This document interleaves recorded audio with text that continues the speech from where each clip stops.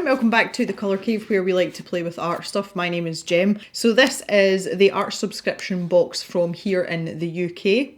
You send them a little bit of money every month, they send you a surprise box of goodies. There's a few usual suspects in here, and the upshot of it all is that you get an art prompt, which is the Scrawler Challenge, and you use the items in the box to create an artwork that fits the theme. Really straightforward. Really curious to see what we're getting this month. I hope it's nothing to do with lettering or calligraphy. A bad joke. Okay. Ooh. So here is our Scrawler zine. This tells us a little bit about what's in the box and a few other bits and pieces. So we'll leave that until the end because we don't want to ruin the surprise. Here is our featured artist. I quite like this. It's very it's very odd. So I'm assuming this is a bee with a man's head with 2 eyes. He might have 4 eyes, who knows, but I'm digging the beard. Shane Vorhaben, a future hairstylist from Branson in Missouri. So there's a little bit about him there, and also a link to his Instagram down the bottom if you like this kind of artwork. I'm really into this. It's a little bit quirky and I kind of like that. I love the texture as well, just with the, you know, with the black lines with the hatching. That really really appeals to me as well. So good.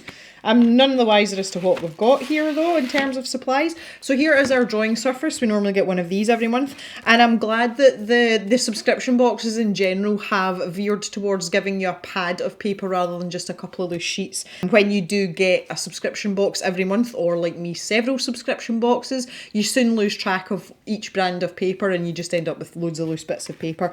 So this is drawing paper. It's 250 GSM and we've got 12 sheets. Scrawlrbox are very generous with their paper, which I like. It's quite smooth. Yeah, it's quite smooth. I would say that's like marker territory, and it is white. So that's nice. That's a nice solid pad of paper. Okay, so here is our sticker to match our featured artist. And sometimes they do this and sometimes they don't, but it's usually part of the illustration, and I'm just like a jigsaw, always try and fit it in. There we go, there it's there. We always get a sweet every month as well, and it is a sour apple flavour refreshers bar. These are incredibly bad for your teeth, and the sour ones are quite sour, so that's good fun. I'll be giving that to Mr. Jem. I'm not into stuff like that. Here's our list of supplies again, which we'll look at later. We have got a Derwent graphic drawing pencil in 2B. I use these pencils all the time and I go through them like water, so I'm perfectly pleased to have one of these. Nice, straightforward, reliable pencils. What can I say? It's a pencil, but we shall give that a wee test out along with everything else just shortly. A Unipin fine liner, and this is a brush. It says brush on it. Wow. Light grey, so I'm maybe going to have a look and see. Yeah, there's grey sections in here. Okay, that's much more interesting than a standard fine liner. I like it a lot. We also have a Uniball Signo gel stick in 0.7, so this looks like a black gel pen. Generally I don't get on very well with these, but we will try our best. It's quite a simple piece of kit, this, but it seems to be sturdy and functional. You know, it's not cheap or flimsy feeling, but it's a very sort of sleek and simple design, and I quite like that. We've got another Unipin fine liner. These pens are great. They are waterproof and fade proof as well. I've got a couple of them kicking about, I think. This is a 1.0. I'm assuming this has got a normal fine liner tip on it. This is a lot larger than I would normally use, but when we're doing something like this as a challenge, it's nice to have that variation in line width, you know, give you a bit of choice. And I would imagine this is how some of these darker areas have been done, and some of the outlines here as well will have been done with this sort of pen. So far so good. The next items that we have, these are Faber-Castell Pitt pens, and these are brush tip ones. I'm loving the selection of colours. These are fairly popular, they're fairly robust. They're not something that I use generally, but they are very, very nice. They've got a very slim brush tip on them, which is, I think that they're excellent for that. So it's not really an item that I would use on a regular basis. I seem to be getting a lot of this just lately. So the colours that we've got are May Green, Sky Blue, and Scarlet Red. Now, as far as I'm aware, as far as I remember, these are light fast, and once they're dry, they are waterproof. if you want to go crazy and do something funky over the top of them. See, these are really popular, they're really reliable pens, so that gives us a little pop of colour to put in with our fine liners, etc. So let's take a look at the little list of supplies here, see if we can learn anything new. I don't often read out this top part, and I think I'm going to do it this month. This month's box is all about the beauty of the hand-drawn line, thick or thin, dark or light. Each line has its place in building your next artwork. Try experimenting with line variation. Didn't I just say that? Haha, see? And how the line weight and variation can affect your artwork. What did the line type add to your work? Do thinner lines give a softer feel, and do thick bold lines create more drama? Try this out and see how using different line styles can alter your creations. So the Pitt pens. Faber-Castell has brought together all the advantages of drawing in Indian ink in a modern, uncomplicated pen. Yes. High quality brush point works both straight and bent without breaking. We'll test that out a little bit. While the light colours are transparent and thus well suited to varnishing techniques, the dark colours have good covering qualities. Pitt Artist pens have unsurpassed light fastness, yes I knew that, and the individual colours are marked with an asterisk based code. Good grief. The Unipen brush pen, fade proof, water resistant pigment ink, firm brush tip, okay. This firmness gives excellent control and enables expressive brush pen painting techniques. The gel stick, smooth and easy line work, 0.7mm stainless steel nib, specially shaped comfort grip, making a great drawing tool for everyday use. The other fine liner, so that's like the traditional fine liner, waterproof and fade proof pigment ink, metal surround that protects the nib, making it durable. Perfect fine liner for all your line making needs. These Unipen fine liners are really popular and I quite like them. Again, not something I use too often. I tend to jump between Pigma Microns, Unipens and the Winsor & Newton ones, which I found more recently. I quite like them too. Okay, the 2B pencil. It's a pencil. The Derwent graphic pencil contains the finest graphite, smooth and effortless lines, an attractive glossy black barrel, oh yes, with an innovative orange angled stripe. The uncoated drawing paper, custom sketch pad, 12 sheets, lightly textured and absorbent paper. So, right, this kind of makes sense. When I said earlier, it felt almost as if we were going into marker territory.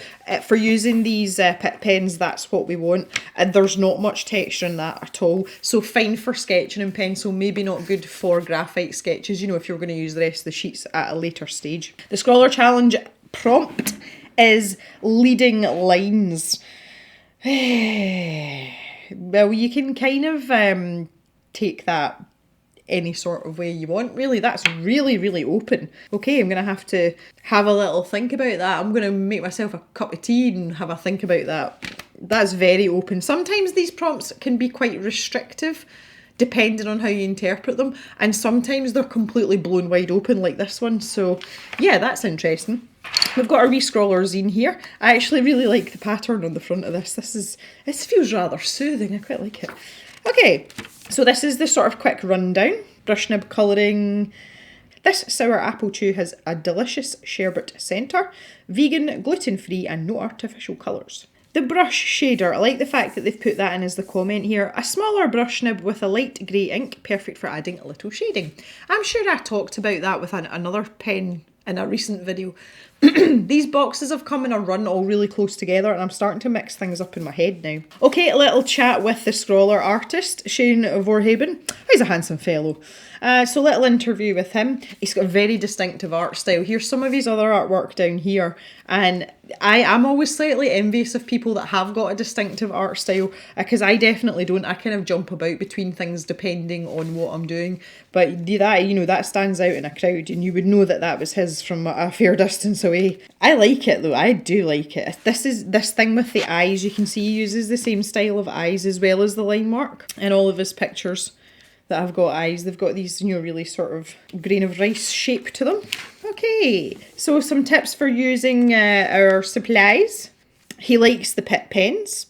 He uses them in conjunction with Copic markers, and they also work well with watercolours because they're waterproof. They come in various nib sizes. Obviously we don't have that luxury, we've only got the brush tips, but we can alter how thick a stroke we're putting down by angling the brush. So he does all that first and then goes back with a fine liner and adds the details. Things to try. Pitt pens become permanent when completely dry. They are even alcohol proof, so that's what you're saying about using Copics with them. Just saying you can build them up to make it, you know, to give it a rich depth, and also saturated as well while layering them up. They are water-based, so you can water them down. Wet and wet techniques cause the inks to bleed, so you have to do this while the ink is wet. Once it's dry, that's it, you know, you're done, you're good, because obviously it comes to that point where it is waterproof. If a particular colour is too saturated, you can use water to desaturate the pigment. Just scribble on a palette or sheet of plastic, then use a damp brush to pick up the ink and paint with it. Make sure you store your Faber-Castell Pitt pens horizontally, and it's to keep an even distribution of ink. Again, we had this conversation not that long ago, and I'm sure it was Scrawlrbox as well, and they were saying to store them vertically. Anything that's got ink in it like that is better stored horizontally. Here is the Scrawler gallery from January. So this was the paisley pattern one. And these are just lovely. Look at all of these. They're so nice. I love this owl. That's a really, really, really good use of the paisley pattern. Excellent. I love the colours that we've got in this box. Like I thought the colour selection was good. I liked it a lot. Okay, Scrawler Extra. So we're talking about lines and the evolution of marker pens. And that is our magazine for this month, so short and sweet. Okay, as I do when I am going to jump straight into the Scrawler challenge, I'm going to nip off and make myself a cup of tea and have a think for 5 minutes, and then I shall return.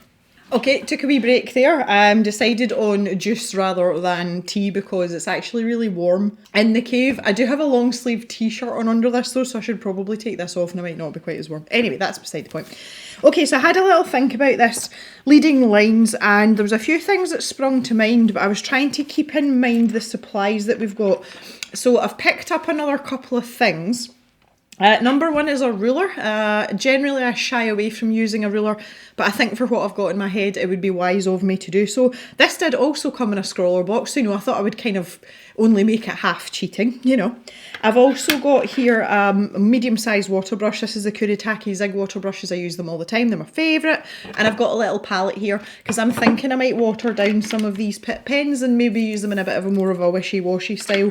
However, not entirely keen on that because this paper's quite smooth, although it's thick, so we'll see how we go. So the two things that sprung to mind when thinking about leading lines for me, the first one was Shakespeare and the idea of this thespian like standing with a script. But I don't like drawing people, so quickly dismissed that. The other thing that came to mind, weirdly, was someone painting lines on a road.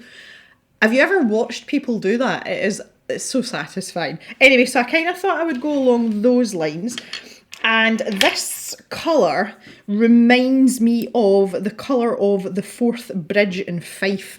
And that is the big red railway bridge, and they say that, like, you know, by the time they get to the end when they're repainting it, they've got to go back and start again at the beginning because it takes all year basically. Yeah, so that kind of sprung to mind as well. So I think I'm going to kind of go with an idea like that, and I'm going to kind of steal bits from I'm not going to draw the Forth Bridge, but that would also give me the opportunity to maybe utilise some of these other pens as well as the grey. So we're going to give that a try. And the first thing that I would like to do, and I suppose it's kind of taken inspiration from here, is I would like a border because we're working, you know, the whole idea behind this is lines. So I would like to have that because I think it'll make the image look nice and clean. I'm trying to keep my hand as light as possible here as well because we don't have an eraser. I was going to try and not use one, but I think just the nature of what I'm doing will mean that I have to use one. Okay, so I now need a centre point. And I don't know if I want that to be right in the middle, but it would kind of make sense, at least this way anyway. That'll do me. Again, that looks really, really squint. Never mind. Yeah, so I'm going to go for like a 1 point perspective job here. And I think I want my horizon quite low down because I'm hoping I can fit in a bit of a landscape around what I'm doing here. So the first thing I want to do is mark out my road, and I would like to be slap bang in the middle because this gives us this leading lines. You know, I want that to be like the main focal point of the picture. So if I just keep this simple and take these lines out to here, that's my vanishing point. I need to get the line sorted out in the middle of the road. Now, I know that in far more exotic places in the world, some of you guys will have yellow lines in the middle of the road. We've got white ones. They're not very exciting. But that's what we're going with. I've just realised as well that my hand is not cooperating today. I'm finding it really difficult to grip pencil and I've almost got like a shake in my hand. Oh, this is going to go well, especially when I'm using ink. Can't wait. Well, at least I'll keep you all entertained. So if we think about the white lines, it's like a dotted white line in the middle of the road. So this gap's going to be quite big here. Now I'm just eyeballing this. I'm not going to... Now, there'll be some overhead structure going on here too, so I better put some corners in there. That one might be out of sight. So thinking about the shape of the bridge, so if I take it to the corners of these parts, so these big triangles here, that's going to be the sides of my bridge, but we do want to make it a bit more interesting. So I was thinking, well, even if we had a pillar here, see, this is why I don't draw things like this, because I have no desire for precision whatsoever. I want to like everything to be organic and free flowing and stuff, but it's really good to do things like this every now and then because it challenges us and that's what we're all about. I find it difficult to have the patience for this precision aspect. I do work, my main job is a scientific job and I spend all day being precise and, you know, regimented. And I don't want that from my art. And it's not that I don't appreciate it. Man, I'm struggling with this hand today. It's not that I don't appreciate this type of art. It's just I use it as an escape from that type of thing. So, you know, but we'll do our best here. I wouldn't do something like this and then make like a half-assed effort at it because, well, I'm just not that person. I actually can't help myself. Like, I would seriously with this whole freehand line thing, like I don't know what it is. I just can't even. Okay, so I've got a probably fairly unconvincing bridge structure here. Now, my question is, I don't know where, I think I should ink in my lines first and let them dry because allegedly, is this other one waterproof as well? I don't think it is it? Did we read that was waterproof? Oh God, that was an hour ago. How do you expect me to remember that? Okay, it's not. It doesn't say anything about it. This one is, right, so that means I'm going to have to do my washes first. This is going to end up like a line and wash drawing. Instant regret. I was kind of hoping to be able to build up some colour with this. Might be wasting my time here, who knows. I might even go for like a sort of looser feeling. I'm kind of getting that already just with the way this is going down. I know that looks very pink, doesn't it? It looks a lot more redder in real life. In real life. Note to self, Gem's not very good at drawing bridges. It's just the whole structure thing, I'm just not this way inclined at all. But see, this is one of the reasons why, and I get loads of thumbs down, see on my unboxing videos where I only review the box contents, I get lots of thumbs down because I don't actually do any art. And I get that, but when you do things off the cuff like this, it kind of sucks some of the fun out of it. Bearing in mind I am a paying customer, I get these subscription boxes and I've got to retain a little bit of joy in them. Otherwise I'm like wasting my money. I have to say the pens do dilute very well in water. That's the first characteristic I would say is definitely credible. But I know these pens are high quality. But obviously for the purposes of letting you guys know if you haven't used them, they are very water soluble. See, I'm kind of like, I suppose I'm going on the old, the way I normally do things. I'm just getting like a base layer of colour down here. I'm going to fart about with this a lot more and use the pens in their actual pen form. I've got a feeling that this is a solid panel here. Do this corner piece first. Oh my goodness. My hand is so unsteady today. This is awful. Oh, definitely going to be a looser piece today. It's been a while since it's been this bad. It's one of the things I've noticed just recently when I get up in the morning and my hand is obviously not warmed up. I'm really clumsy first thing in the morning and it's things like pouring milk into my tea. I always, I end up pouring too much in or not enough or spill it, that kind of thing. And it's just because my hand hasn't really done anything overnight. But my hand it's weird today. There's no particular reason for it. When it was really cold and there was loads of snow and stuff, it was sore. It wasn't even stiff, it was sore. But there really isn't any particular reason for it today other than it clearly isn't feeling feeling the love. So I can feel it. See, in these knuckle joints in here. That's like, oh. But I can't, I have no feeling. I have no feeling in these two fingers. I've got motor function, but I've got no feeling. And I've got no feeling down the side of this finger as well, in my middle finger. And I'm prone to weird spasms and stuff. So it makes things like art really interesting sometimes. It can be challenging at times. Ooh. Okay, it is brushy. It's a little bit darker than I would have liked, and that's making me consider not using it. I wonder if we can water this one down. Might as well try. Yeah, we can. Ha! I'm going to scribble this on my little palette again, and I'm going to grab some of this. And I'm going to be brave. Let's just go for it. Because we are talking about lines here. This is what we want. So I'm going to keep this movement. I'm finding it quite easy to blend out some of these lines as well, which is really nice. And this is the Unipin fine liner, so you know this wasn't really the one we were supposed to be diluting with water, but we're doing it. So let's try this colour out. Okay, so maybe we'll do like another wash scenario for the sky, and I'll keep it in its raw form for the water. Okay, I've sort of found my scenery line. I thought I'd gone missing, but I've found it. Yeah, there it's there. Oh, goodness me. Now, for the water areas, which, to be fair, we're not going to see a huge amount of, but with this line theme, and these little brushes on these Faber-Castell Pitt pens are just marvellous for this. So this is going to be my last wash, and then I'm going to move on to actually like doing something with this.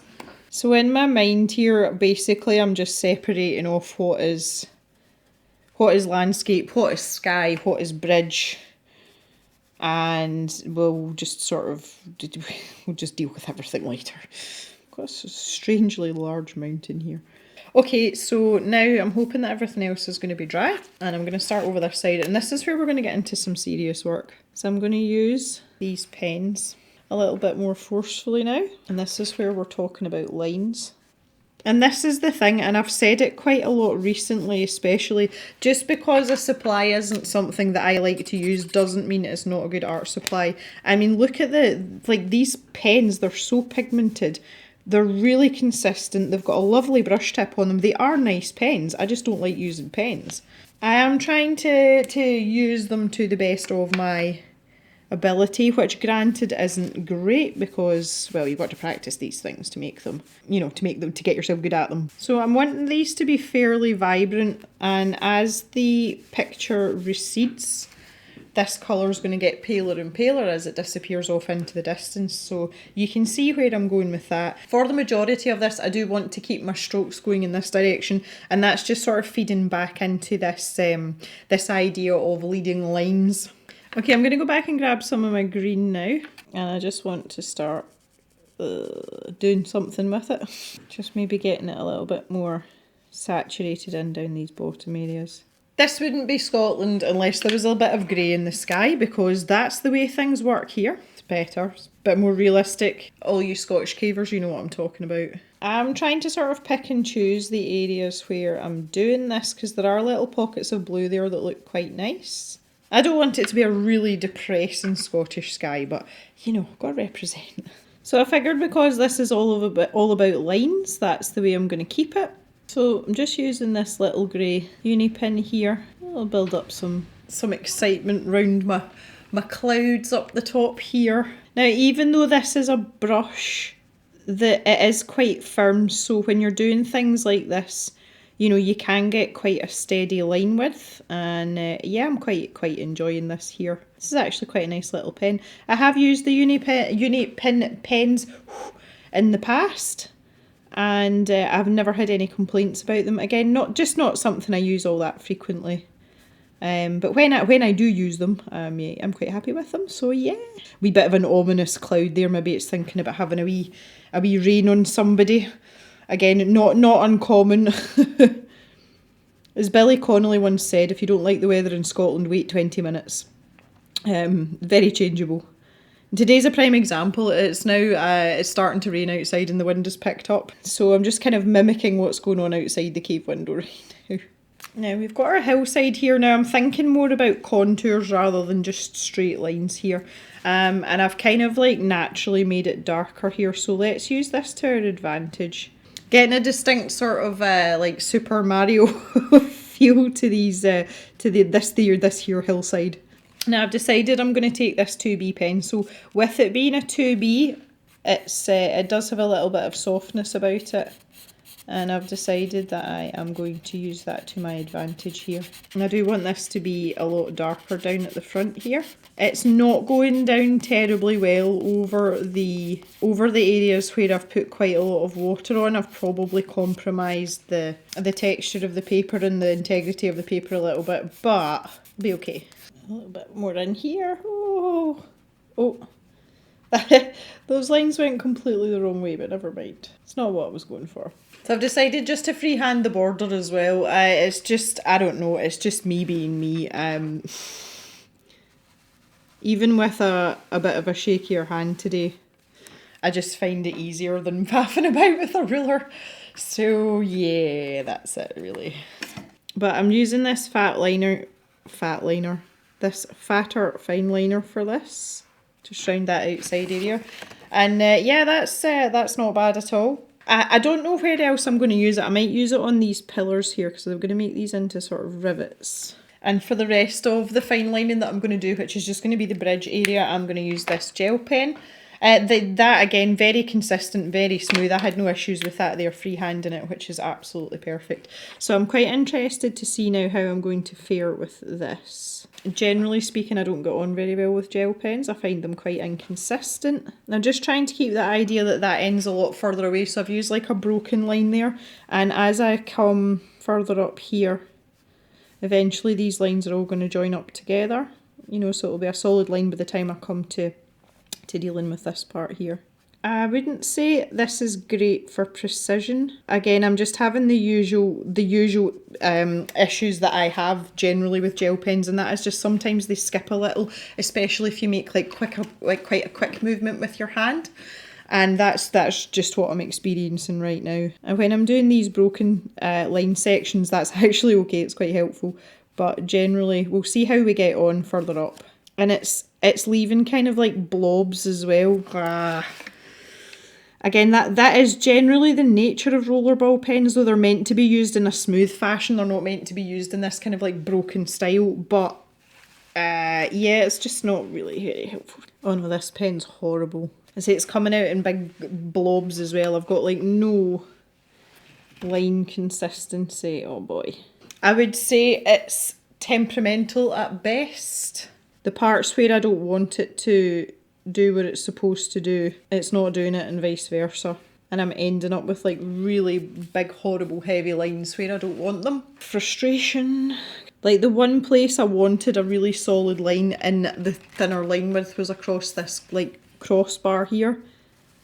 And I've just got no chance. Gonna do a little bit more work with the pit pens now. And just really bring a little bit more detail in here.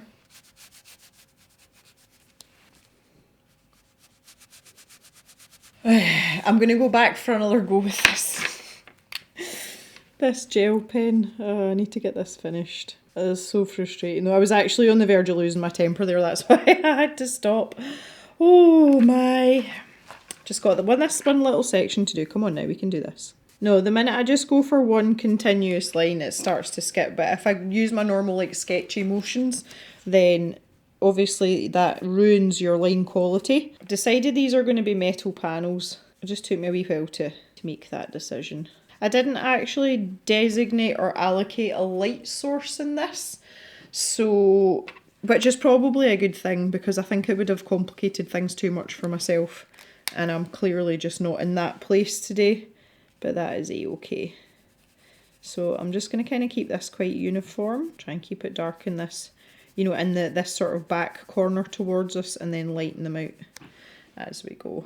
I was going to go around my white lines here with my gel pen, but because again, that I feel like that's kind of like the whole point of this drawing, and just the sheer rubbishness of the of that gel pen has made me not want to. And I think if I go round it with the other fine liner, I think that's going to be overkill because it is really, really fat. Yeah, I feel like I need something to define the road now though. Yeah, I just feel like I'd build the colour up a bit more in the foreground here, make it a bit richer. Again, something I'm very guilty of is not taking things like this far enough. I tend to lean towards really sort of light desaturated colours, and it's something that quite often I find when I've finished a piece, especially if it's something that's unfamiliar to me, like a structure, I always kind of have this regret that I didn't take it a little bit further, especially when I'm working in ink, not so much in pencil now because it's something I'm a little bit more familiar with. But it's a regret that I see. It's like a recurring theme.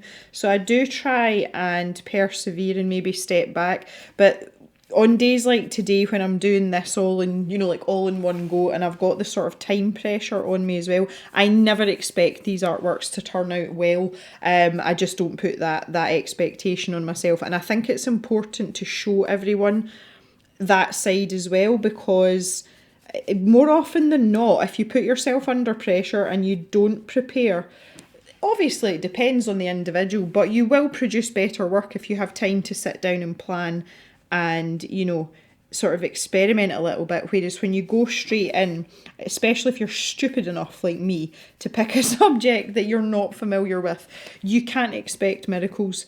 And although, I mean, sitting here right now, it sounds very defeatist, I'm not happy with this. But, if I just sit here a wee bit longer and really, you know, think about what I'm doing, I'm sure that I can put a little bit more into it and at least be reasonably happy. Now, already with the colour, like with the red, I'm much, much happier with that. This, keeping things a bit more vibrant is instantly made me happier with what I've done. So I'm just going to keep going with that a little bit. I'm really enjoying using these watered down.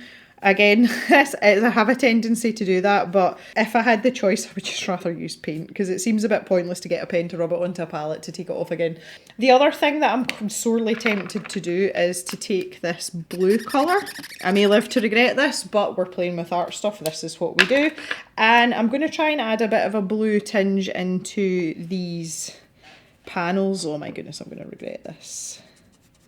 Or maybe not actually. Oh, that was a good idea. Just to give it that little bit of, you know, something. I don't know. A little bit of variation. Take it away from this, you know, the grey of the tarmac. So a little bit of layering never did anybody any harm, clearly. Oh, that was maybe a bit much. So see, getting cocky. Gem. Right, I've decided I'm going to cheat because I'm really unhappy with this. What nib width was this stupid gel pen supposed to be? A 0.7.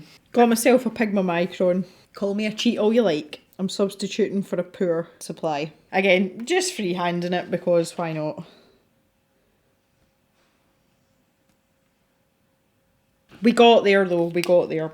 And see, now that I'm a little bit happier with the actual drawing, it's kind of makes me want to carry on now, whereas about 10 minutes ago I was like, oh, let this be over, like, just stop, I don't want to do this anymore. Now I'm like, yeah, you know what, it's okay.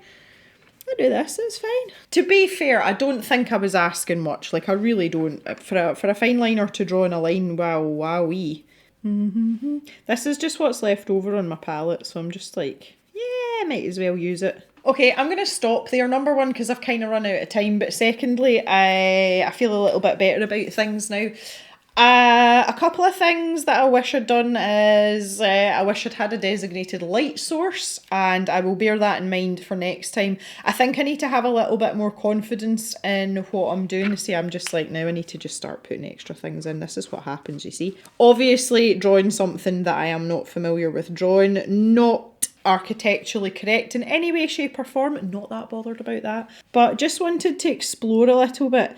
And I have to say, having the Pitt pens was actually a little bit of a relief because I knew it was a supply I could rely on. I love the colour selection that we've been given, and these they're very soluble, so obviously that suited me really well for this particular piece that I've done. The grey uni pin liner is really nice. This is the brush tip. It's firm enough that you can use it kind of like a normal fine liner, but it's also bendy enough that you can use it as a brush pen if that's the way you're feeling. So I was really impressed with that as well. Absolutely love, love, love the Derwent graphic pencils. Use them all the time. They erase easily, they sharpen easily. It's a pencil, and yeah, that's always in my repertoire anyway. The black uni pin fine liner, I would have liked it if it was just slightly narrower. For a chunky monkey though, it is nice, and it's given me this nice border around the outside. Again, these pens are great if you let them dry as well. They are very like water resistant. You know, you can put watercolour and stuff over the top of them, and I'm happy to have that as well. The only disappointment for me in this box was this gel pen, and quite frankly I'd like to launch it out the nearest window, which happens to be right in front of me. And again, it's back to this, I've mentioned this before, I've never got on well with Uniball gel pens, never. But if I'm on this sheet of paper here, if I'm working in a continuous line and I write my name, it's not really skipping that much. But the minute I went onto this paper, it was just all over the place, and you can see it's ruined my line quality in several spots, which has just made me a little bit angry, because I kind of need all the help I can get on days like today when my hand isn't great, and the fact that my lining isn't great anyway, it really makes me not want to use this again. These pens I feel are designed for handwriting. I don't think they're designed for drawing, and the whole point of a rollerball is that it's a smooth movement and it pulls the ink around the ball as you're going, so if you're constantly changing direction, it kind of doesn't like that. I would love to hear anyone else's experiences with these pens. Maybe it's just me, maybe I just have a predisposition to hate them and that's why it doesn't like me today. But overall, I thought this was a really good box. It was fun. The prompt was brilliant as well, because I had to think about it. Normally when I see these art prompts, I have at least one idea that pops into my head straight away, but I did actually need that time to go and get a drink and like take a little break, because I was like, oh my god, what am I going to draw? And those are the best prompts, because they're the ones that push you to do things you wouldn't normally do, which is exactly what I've done here today. So although it's never going to be my best artwork, I'm actually quite pleased with it, because I've gone on my own little journey today. So thank you very much for watching, guys. I really, really appreciate it. Well done, Scrawlrbox. Another great box. I just wish you hadn't given me one of those, but I'll let that slide on account of everything else being awesome. I am unlikely to keep these pens. It is Sunday today, so these might be up in the stash shop today, but if not, there will be other stuff up in the stash shop today as well, including some Derwent pencils. So if you're interested, you can head over to the website and check those out, and these might be in next week instead. So that is it for today, guys. Have a lovely Sunday. I hope you enjoy the rest of your day. Please look after each other, stay safe, and we'll see you back in the cave on Thursday for another video. Bye for now, everyone.